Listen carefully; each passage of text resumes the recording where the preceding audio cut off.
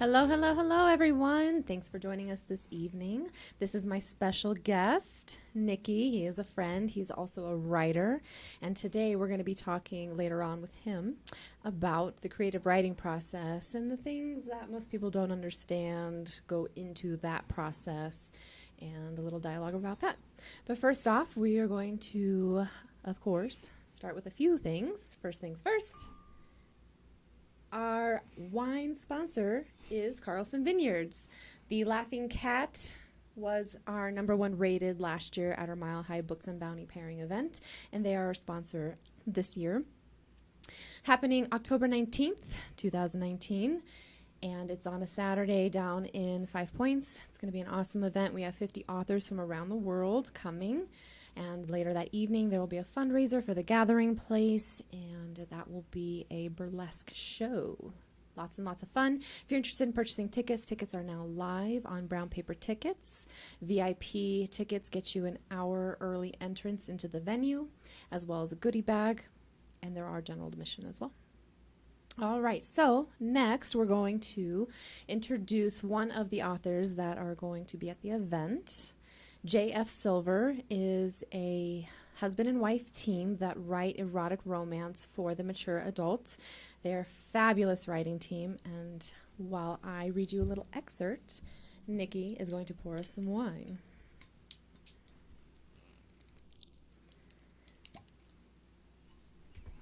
All right, so the little book description for Joe and Elaine on an average couple, married a long time, the answer is definitely yes. After 30 years together, they begin experimenting with others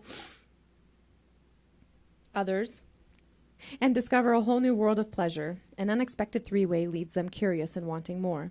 When Elaine suggests a search for playmates, they meet John and his sexy Asian wife, Mika. Sparks ignite from the start, for the women and two lucky husbands get to come along for the ride. Things get hotter, and each visit fantasies are fulfilled and couples become much more than just friends, proving that age is just a number. All right, chapter 1. I should have brought my reading glasses. See, I was not fully prepared. I got the booze, though. My name is Joe. My wife Elaine and I love to flirt with each other, play sexy games, and do it in different places. We just love coming up with different ways to have sex. We really love oral sex, and have since the night we first met. Yeah, it was lust at first sight for both of us. We keep ourselves shaved for each other just for that reason, too. Truth be told, I would go down on her anytime and any place if she'd let me. We also have a nice collection of toys, mostly vibrators for Elaine. Watching this beautiful woman touch and please herself is hot, and I'm so grateful she shares that with me.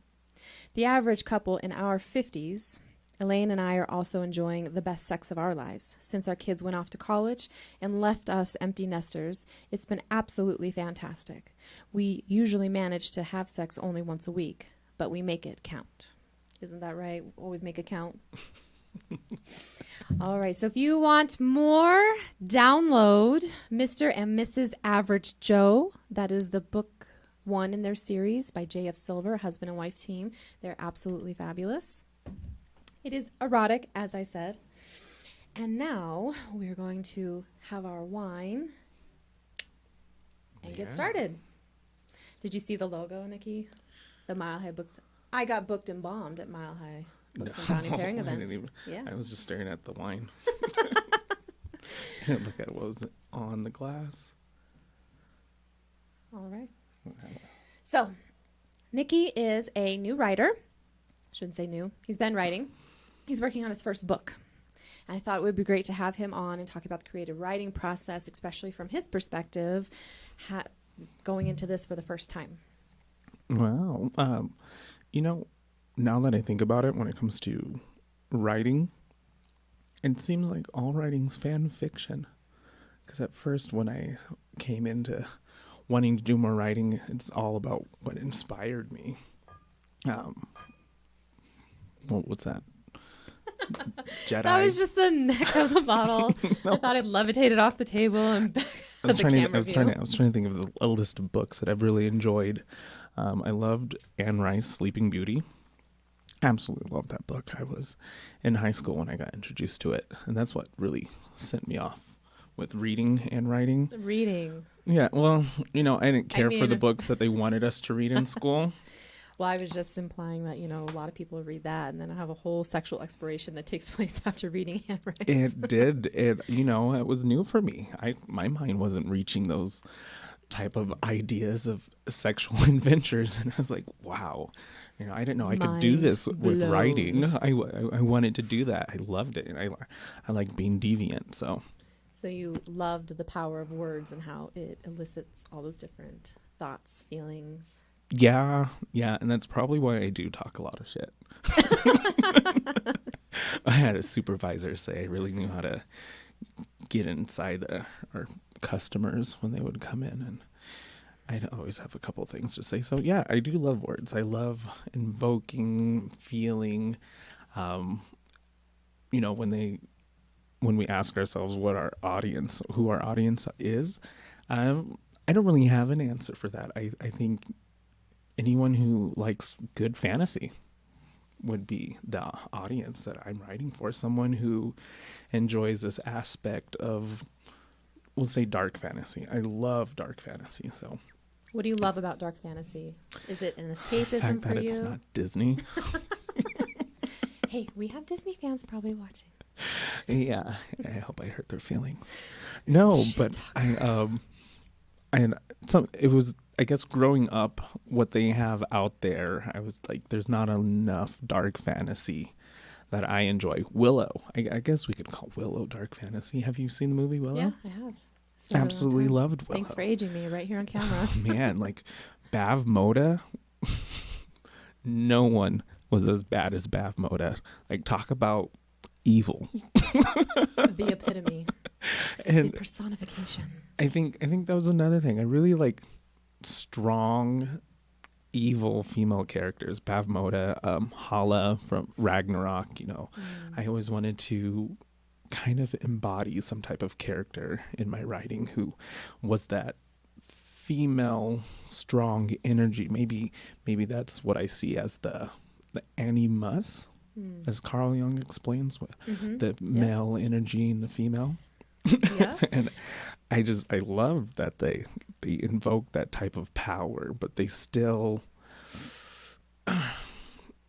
it wasn't like they were gender bending. They were themselves. Yeah. And I always wanted to like write some type of female character like that who wielded that power and was just sexually expressive. I love it. I feel like in a lot of my writing, I try to embody that as well. I can't stand the gender role of a female being passive and meek. My characters are very sassy. They're mouthy. They talk back. They're not afraid to express their sexuality, their power in any. I could be making this up, but I noticed a little trend when it came with female actors in television shows.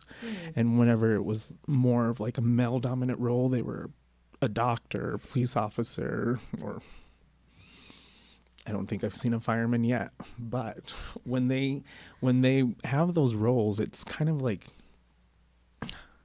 it doesn't give off that same amount of energy as Hala does in Ragnarok. Yeah.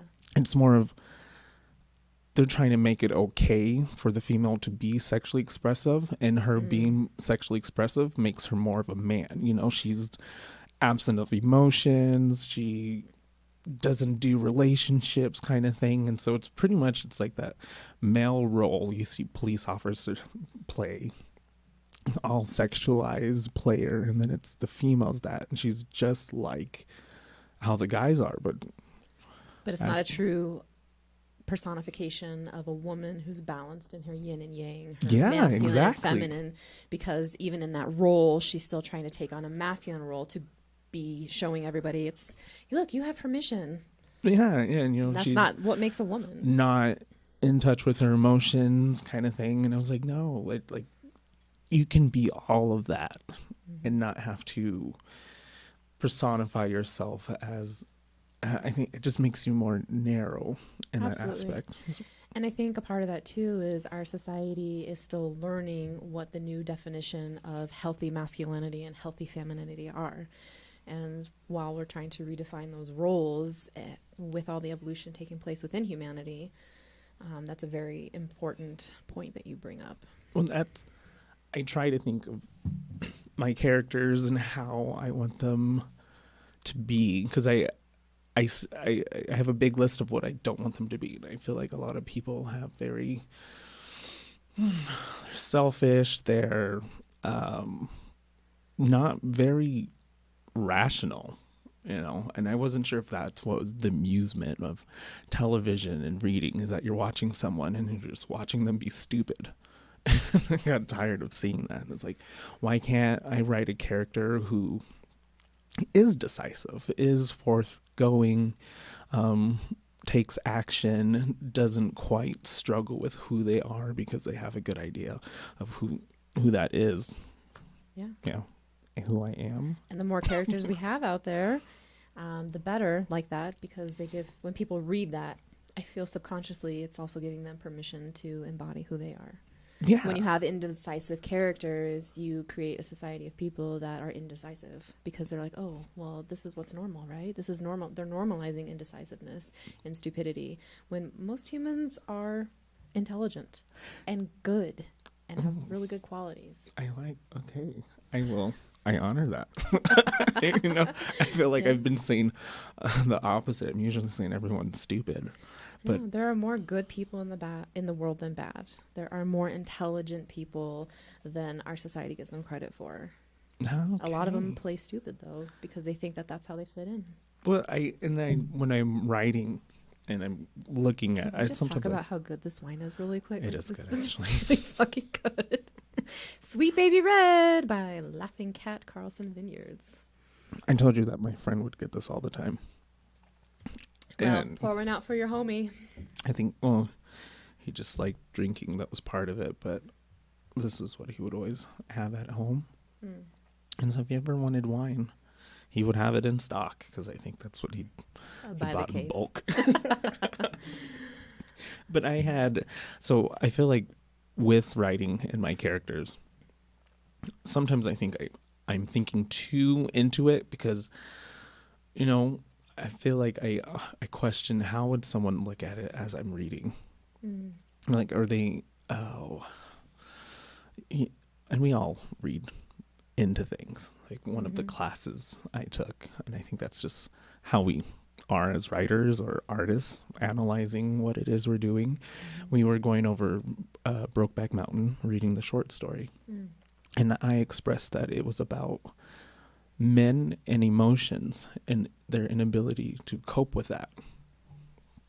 And so as I'm writing, I'm thinking to end of like, how would I express something like that? Men and their emotions and like kind of having a new form of male masculinity where I love this. they embody that. I don't want to say that they're embodying something feminine, but they just are. Like, why does it have to be feminine? They're just embodying emotion and the freedom to express and be in touch. It doesn't make them less masculine. And I think that's part of what we were speaking about just a minute ago. These characters having permission to model a healthier version of masculinity. And part of that is expressing emotion. Yeah, It doesn't make you less masculine. I wasn't sure if this was something that a character I had been working on had come to realize or just have that person be as I'm writing them and not try to put in any subjective idea of like, oh, they're doing this because this is what they believe. And just write it and be like, this is how they are. And It's beautiful. you don't have to explain why they're like this.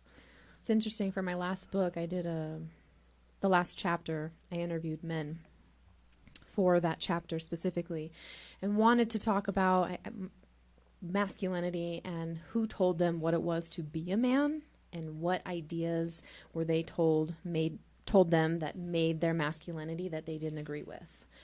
And so I got all sorts of things. Like I was told never to express my emotions. Men don't cry. Men don't speak out on these things. Men go home and, they bring home the bacon, they do these roles. So it opened the dialogue for a lot of very interesting conversations about the stereotypes men feel trapped in. And part of that was not being able to express emotion. So in that, I also read a research study about Disney characters and what Disney characters. I love Disney. I'm not trying to rag on Disney. I don't. But the roles of men and women, what they're portraying to kids of what makes a man and what makes a woman.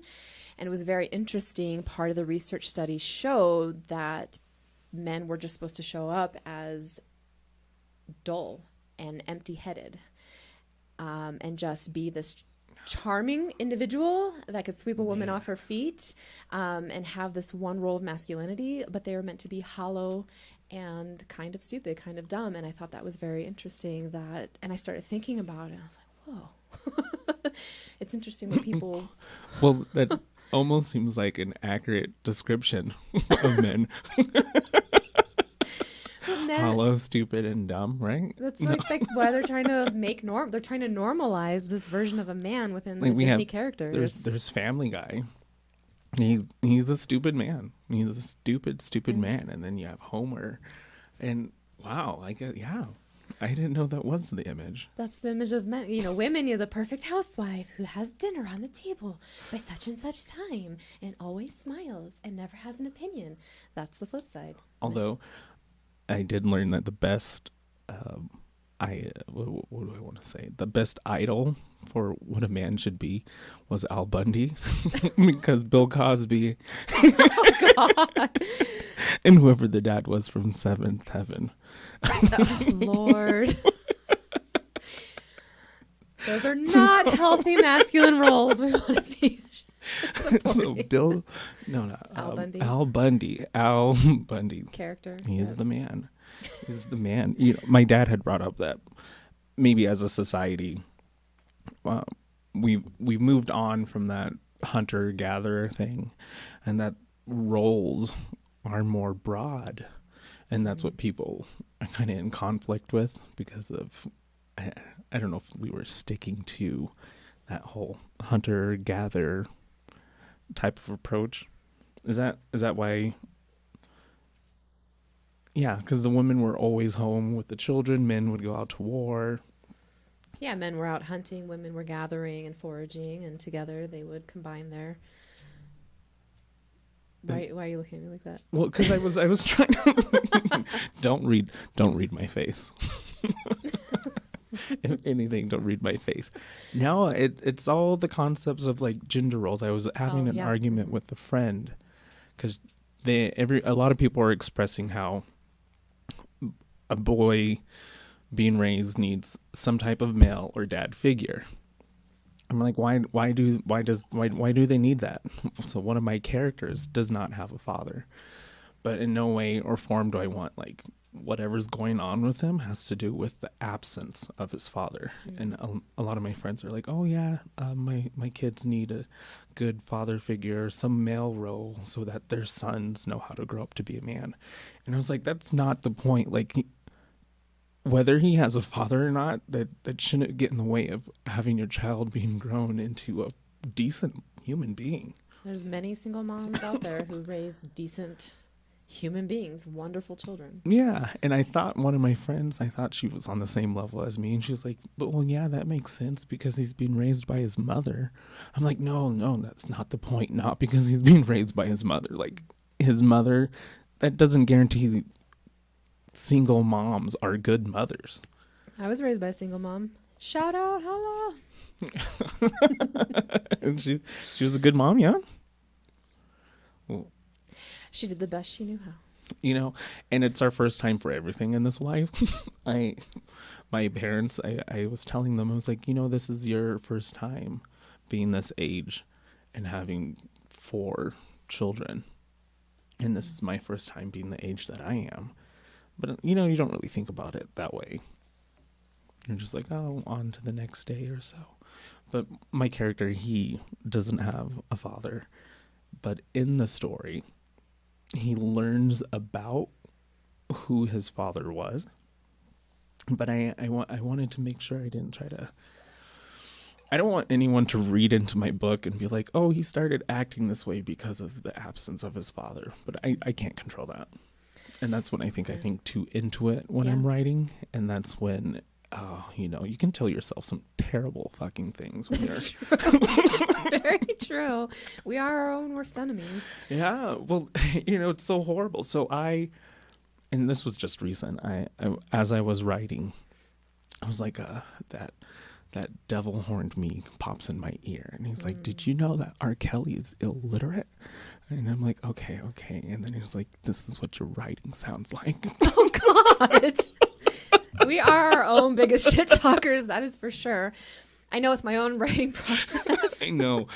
I can say some terrible things to myself, but I don't believe it. I'm like, you know what? That's fine, because let me write my first ego. terrible Whoosh. illiterate book. Well, I'm dyslexic.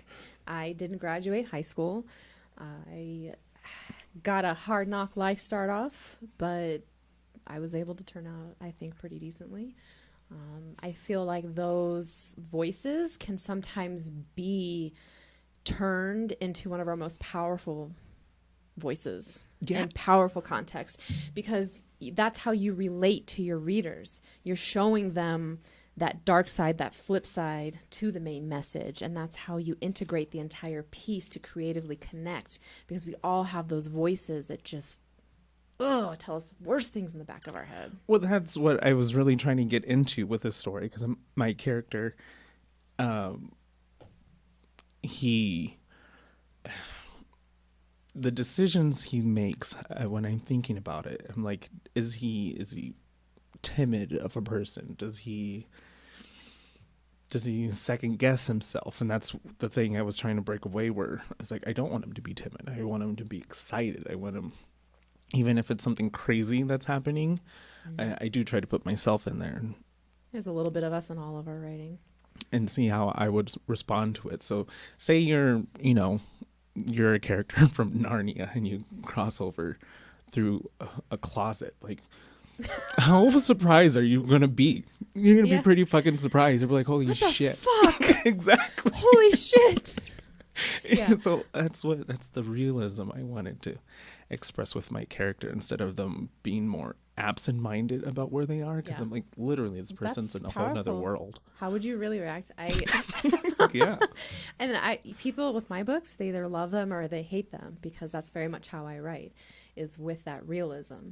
You either love me or you hate me, because I had one a publishing house wanted to pick up my series, my vampire series, but they wanted me to change my characters to be more vapid. And I said, no, I can't do that.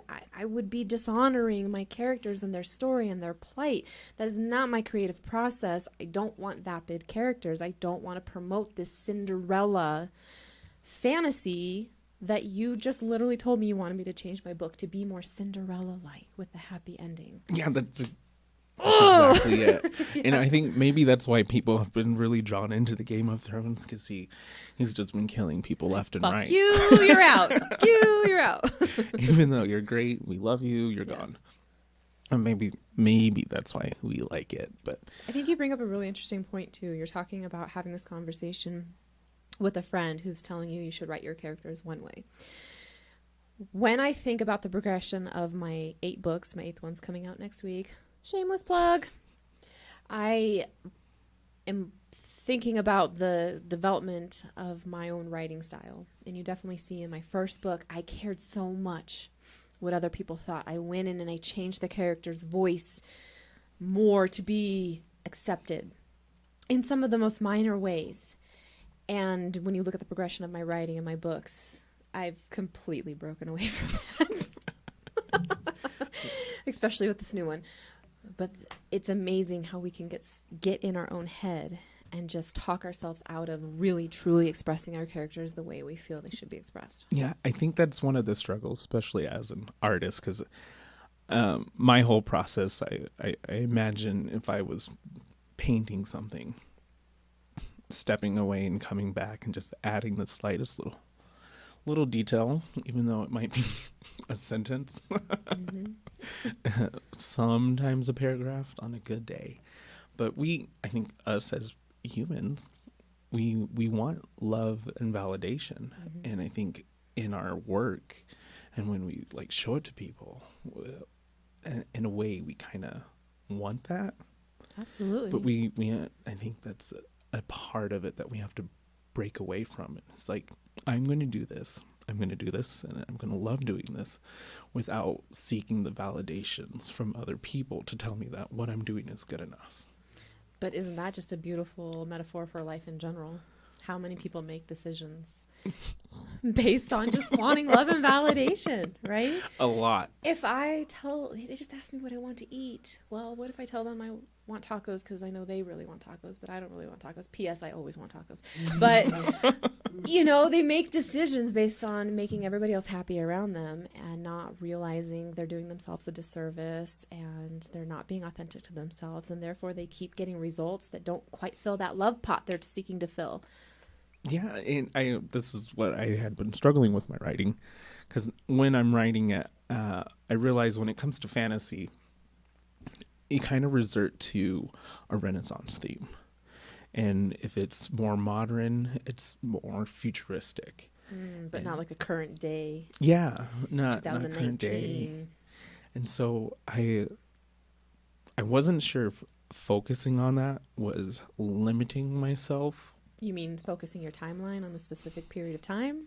Well, more of if I wanted to write a fantasy, how am I writing a fantasy that isn't too Renaissance, like Ella Enchanted or Narnia. Like I don't want a Santa Claus. I don't, that was just too Disney. True. So tell us about the piece you're working on now. So I decided, since I can't focus on one thing, I'm going to do a series of short stories. Says every writer ever. Exactly. I couldn't just focus on one thing. I decided that I would do a series of short stories, and they're all basically what I've had in mind that I thought was a good idea to write about. And I'm like, okay, we'll do it this way. And so far, I got 8 pages in. Oh, and let me tell you. Let me tell you about the most mind-blowing 8 pages ever. It's like a, what do we want to call it? It's like constipation. It really is, but I'm mentally constipated. And the fact that I got You're not 8 mentally pages constipated. You're uninspired. There is that too. Sometimes inspiration comes. Sometimes I just tell myself, go ahead and write. But I think part of the problem is that, I don't know if you do this, I question myself a lot. I'm like, does this seem interesting? Like, would people like this? I think it's interesting. It's interesting enough for me to think about, especially if I've been thinking about it for a couple weeks now. And I was like, you know what, just do it. And then, it's easier said than done to just do it. That's for sure. It is. It is. Well, what I've noticed with my writing style, the more I've progressed in my life and my personal development, the less I give a fuck, which has been great for my writing, because for the last 2 books, they were the first time I was truly writing for myself. Whereas the other books, it was like 1 foot in, writing for myself, 1 foot writing for other people, back and forth, back and forth. And I feel like you could see that in my writing with the character development and the plot development. And when I let go of that and I fell in love with my writing, my creative vibe, and did it for myself, that was my best product. My last 2 books are literally my best product that I've produced. And that's powerful, isn't it? Yeah, and it's freeing too, right? I would have editors tell me, you should take out some of the fucks in your manuscript. That's a lot of cussing. Why the fuck would I want to do that? This is how I write. I am highly educated, and I say fuck a lot. And that is in my writing, paired together. Yeah, and then a lot of people are cursing out there, so I feel like when we approach this, we do limit ourselves because, I'm sorry, but a good fuck just gets the message across so much better sometimes. however tone you have, but wow, man, I lost track here. With writing and the validations, when we were limiting ourselves because of, I think it's just how it is out in society when we think of how to market ourselves. And when someone tells me like, who is your audience? What's your voice? And I'm like, I don't really know my voice. I guess my voice is what I want. But when everyone's like, who's your audience? I'm not thinking about teen girls reading my gay vampire book. Or are you? I mean, that could be pretty epic. You could put the two together in your story. And I love that. Are you familiar with Yaoi? Yeah. When I learned about who the audience was for Yaoi, I was like, I love that. That's pretty cool. Yeah. But I don't. That's not who I'm going to be thinking of. When it comes to my audience, it's just who likes good words and a nice story. Well, and it's always amazing to me with the limited letters in an alphabet, how many different words and combinations you can make to tell your story, to relate to your audience, you name it, and just try to make it as powerful as possible. I think one of my friends had told me I was thinking too much into that with the words. Yeah. And I had come across, I don't know if it was Mark Twain. He had some good quotes, but he said the difference between the right word and the wrong word. Oh, I don't remember this word for word, but lightning and a lightning bug, basically. Like that's how different it is for the right word, because I couldn't find the right word. My friend's like, I think you're thinking about it too much. I'm like, you just don't know. You don't know my life. You don't know what you're talking about. You're not writing.